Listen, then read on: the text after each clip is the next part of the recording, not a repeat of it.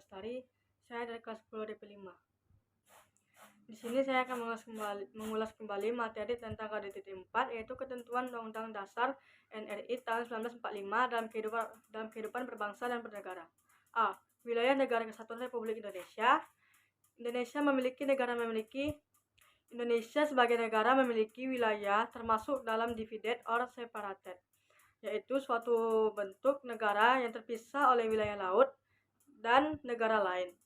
Sebagai negara kepulauan, wilayah perairan laut lebih luas dibandingkan dengan wilayah daratan.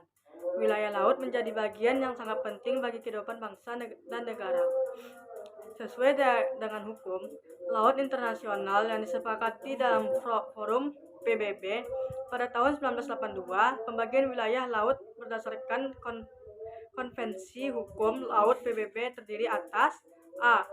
Zona laut teritorial, merupakan wilayah yang menjadi hak kedaulatan penuh suatu negara di laut. Batas laut teritorial negara adalah 12 mil laut diukur dari pulau terluar. Kepulauan suatu negara ketika air laut surut, lebar lautan ini kurang 24 mil laut. Maka garis teritorial ditarik sama jauh dari garis masing-masing negara tersebut. Laut yang terletak antara garis dengan garis batas teritorial disebut laut teritorial. Garis dasar adalah garis khayal yang menghubungkan titik-titik dari ujung pulau terluar. B. Zona landas kontinen. Landas kontinen adalah dasar laut secara geologis maupun morfologis, merupakan lanjutan dari sebuah kontinen atau bisa disebut dengan benua.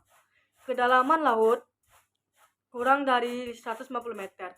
Indonesia terletak pada dua buah landasan kontinennya, yaitu kontinen Asia dan landasan kontinen Australia.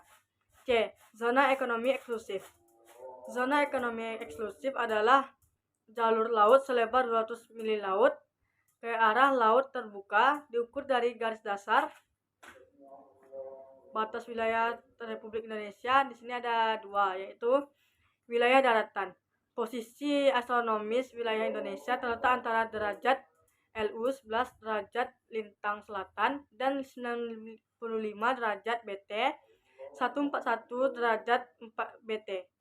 Indonesia terletak di antara Samudra Pasifik dan Samudra Hindia, serta benua Australia dan benua Asia.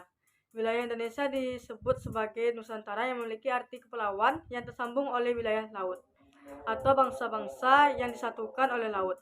Batas darat wilayah Republik Indonesia yakni negara Malaysia, Papua Nugini, dan Timor Leste. Sedangkan wilayah laut berbatasan dengan India, Malaysia, Singapura, Thailand, Vietnam, Filipina, Republik Pulau Australia, Timor Leste, dan Papua Nugini.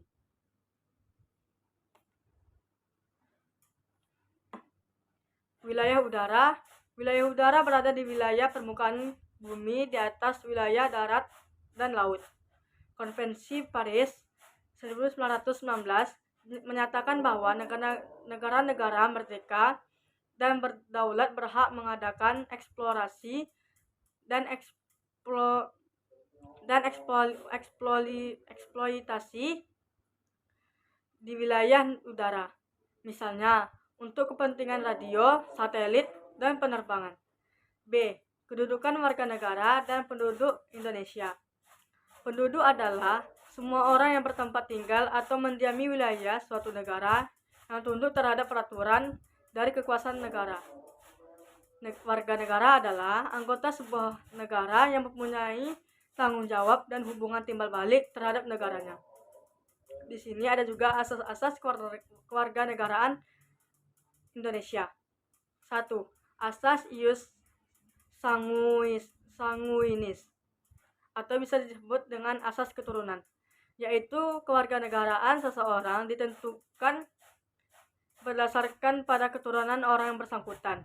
Contoh, seseorang dilahirkan di negara A, sedangkan orang tuanya berkewarganegaraan B. Jadi berdasarkan asas ini, kewarganegaraan anak selalu mengikuti kewarganegaraan orang tuanya tanpa memperhatikan di mana anak itu akan lahir. 2.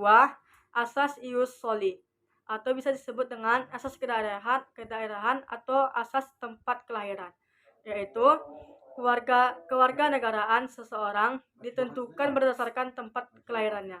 Contoh, seseorang dilahirkan di negara B, sedangkan orang tuanya warganegaraan A, maka ia adalah warga negara B. Sekian penjelasan dari saya. Assalamualaikum warahmatullahi wabarakatuh.